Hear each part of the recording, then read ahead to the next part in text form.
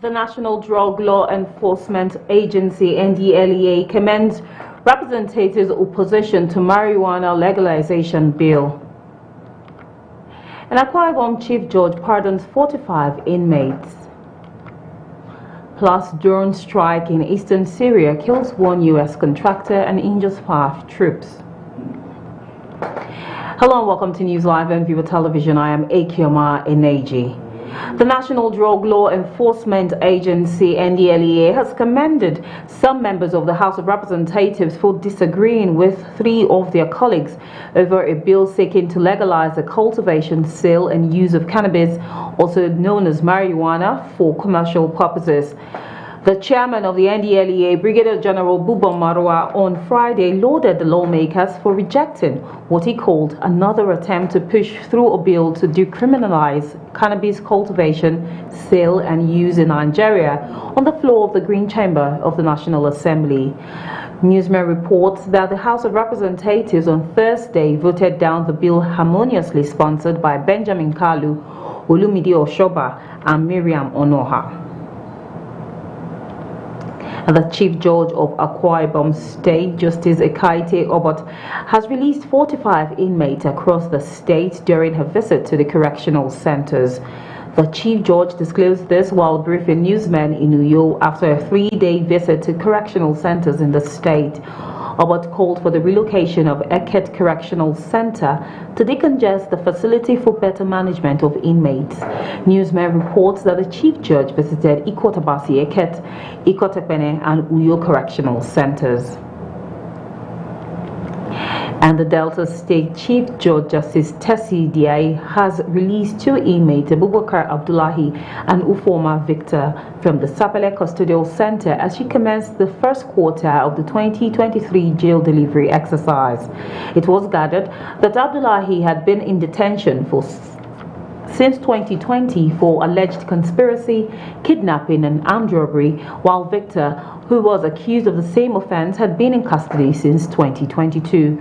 The Chief Judge said the court had struck out the case against Abdullahi and that there was no justification for his continued detention.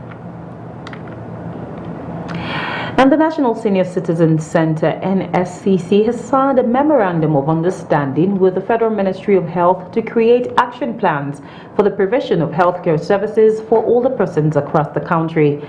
The Director General NSCC, Dr. M.M. Omokaro, while speaking at the signing of the MOU yesterday in Abuja, said the aim of the MOU was to standardize the care of older persons with certified healthcare agencies.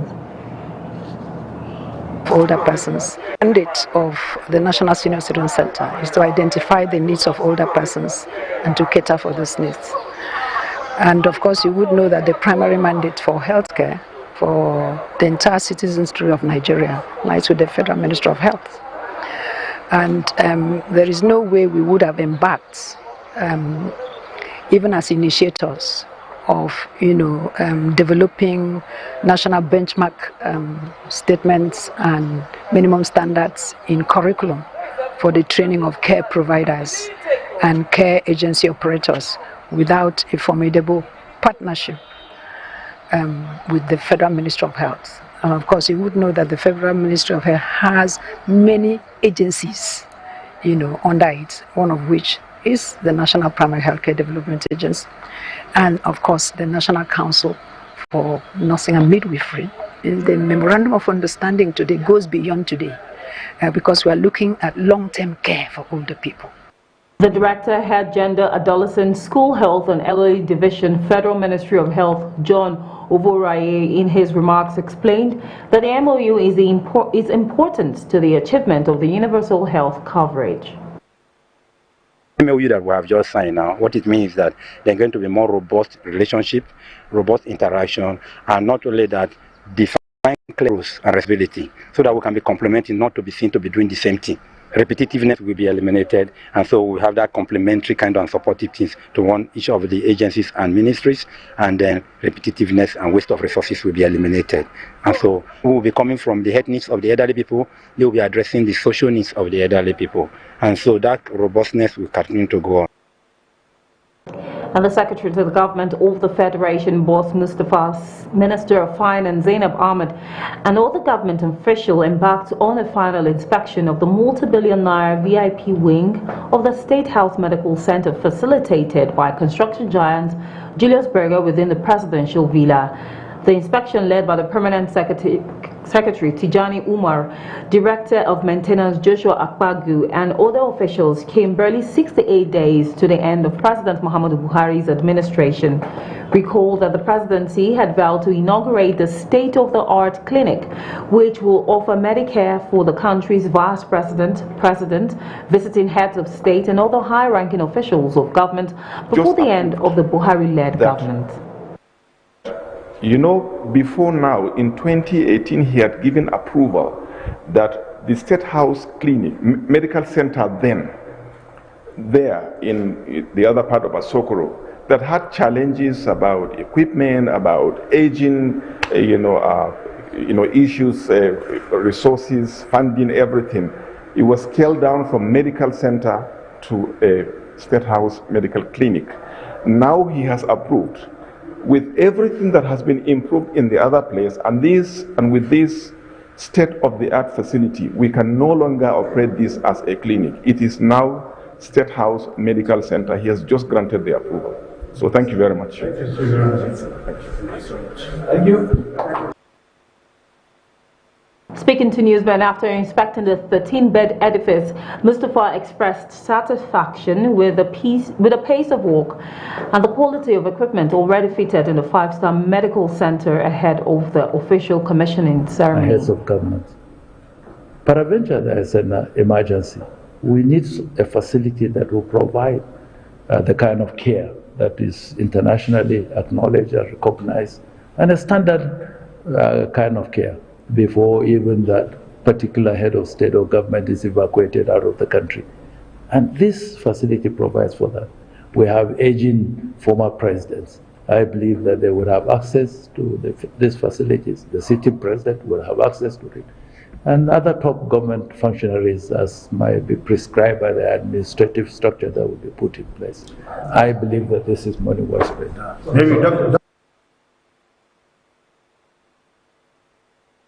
In her remarks, the Minister of Finance, Budget and National Planning also expressed delight over the quality of work on the facility.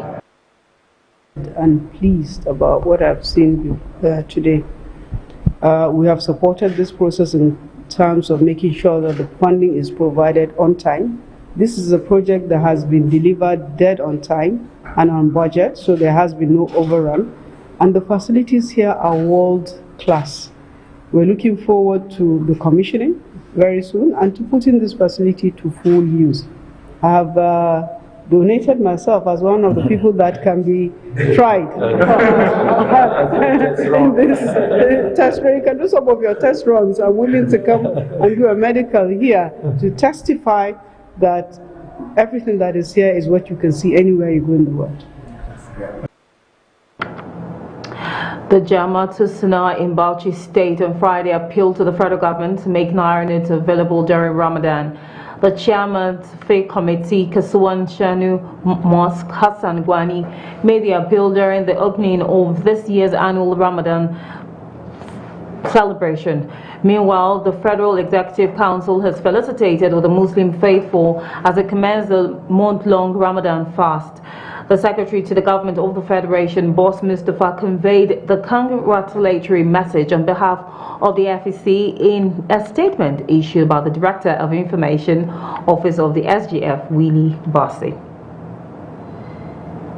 When News Live returns, terrorists have reportedly shot dead Reverend Musa Marimi, the minister in charge of Ekwa Church Buddha to Kasua Mangani in Kajuru local government area of Kaduna State. Details of this and more comes to you shortly after the break. Do stay tuned.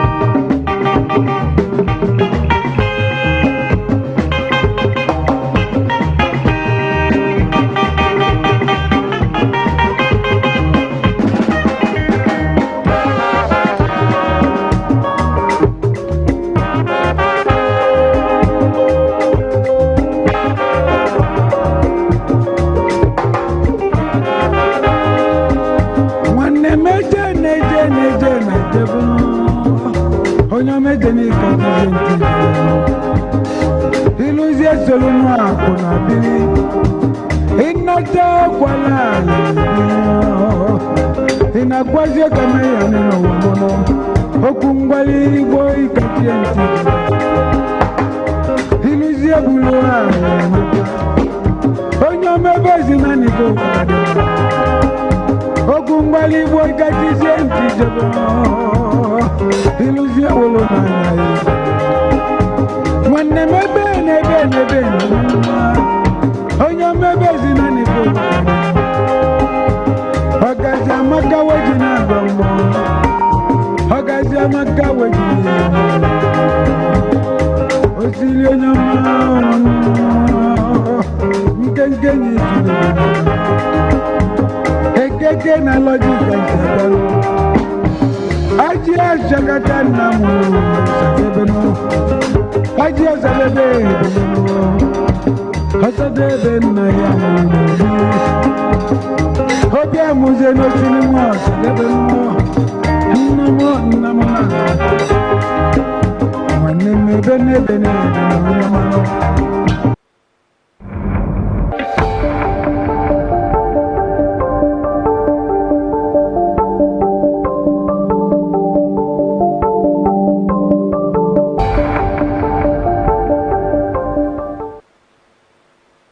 You're welcome back, and if you've just joined us, this is News Live on Viewer Television. A quick recap of our main stories. The National Drug Law Enforcement Agency, NDLEA, commends representatives' opposition to marijuana legalization bill. The Akwa Ibom Chief Judge pardons 45 inmates. And drone strike in eastern Syria kills one U.S. contractor and injures 5 troops. Terrorists have reportedly shot dead Reverend Musa Mairimi, the minister in charge of Ekwa Church, Budatu, Kasuwa Mangani, in Kajuru local government area of Kaduna State. The Kaduna State chairman of the Christian Association of Nigeria, Reverend Joseph Hayab, confirmed the incident to journalists on Saturday. He said the attackers invaded the community on Thursday after killing the clergy. They also abducted his wife, while over 100 people who were abducted from the different parts of the state were released. He explained that reports have it that over 100 people were abducted and have been in terrorist camp for over 6 months, especially in local government areas of Kauru, Jaba, Kachia, Kargalu, and Kajuru. And the Niger State Police Command has arrested 3 suspects for kidnapping children in the Suleja local government area of the state. A statement issued by the command's public relations officer, Wasiu Abiodun, made available to journalists in Mina, stated that the suspects were arrested in Abuja. He revealed that the suspect had been involved in the kidnap of 2 siblings aged 3 and 5 years from their home in Suleja in Niger State last year. Wasiu stated that the suspect kidnapped the children. They took them to an orphanage home in Abuja where they paid some money. And the Rule of Law of Accountability Advocacy Center has again called on the Inspector General of Police, Usman Al-Khali Baba, to ensure a thorough investigation of the alleged allegations of organ harvesting and rights violations against 2 police formations in Anambra State. The Executive Director, Okechukwu Nwanguma, made the call at a meeting of Anambra Police Stakeholders Partnership Forum in Oka. The meeting was aimed at interfacing between the group and family members of relatives of victims who had suffered alleged abuse by the